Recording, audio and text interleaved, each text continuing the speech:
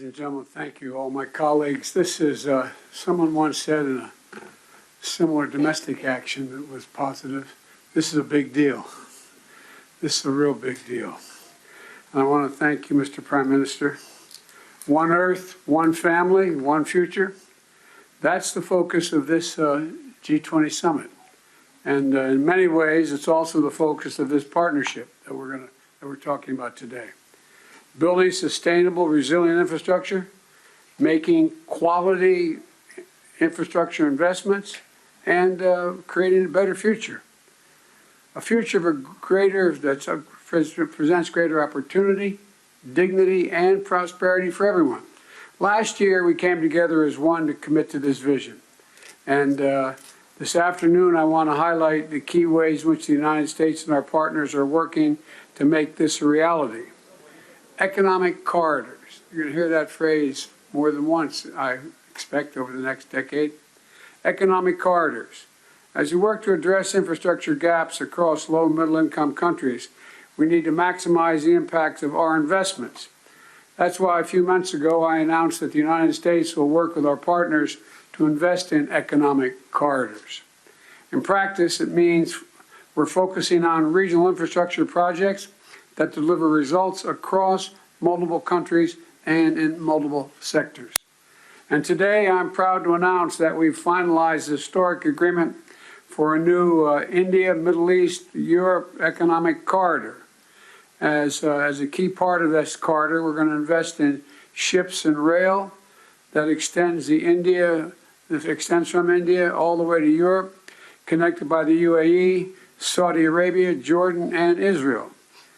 Bridging ports across two continents, unlocking endless opportunities, including making it far easier to trade, export clean energy, expand access to reliable, clean electricity, lay cables that will connect communities and secure a stable internet, contributing to a more stable, more prosperous, and integrated Middle East.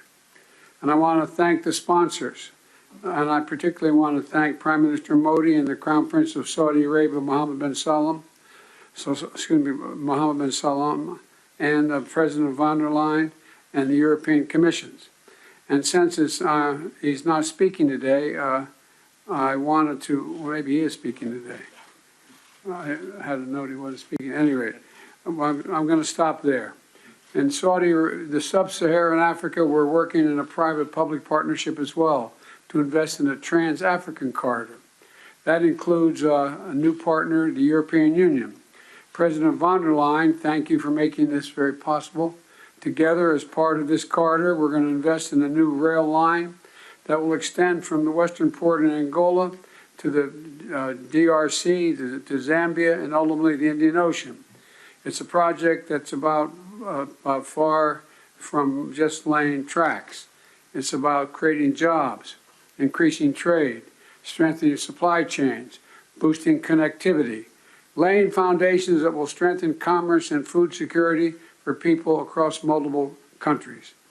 This is a game-changing regional investment, and both of these are huge, huge steps forward. But they're far from the only ones. We're continuing to make big investments in infrastructure around the world. That includes a solar energy site, an insulin manufacturing facility, and electricity project right here in India.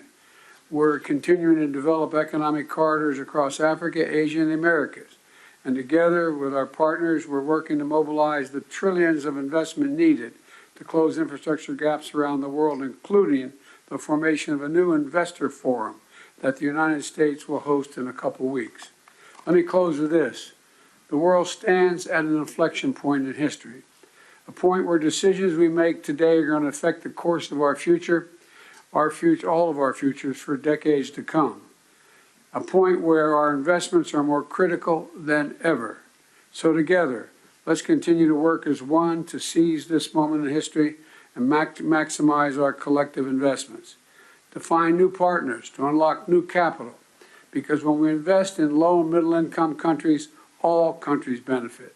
When we invest in emerging economies, all economies benefit. And when we invest in the future of people anywhere, people everywhere benefit. So I want to thank you again for being here.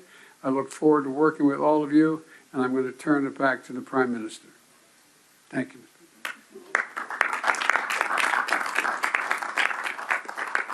Thank you, Excellency.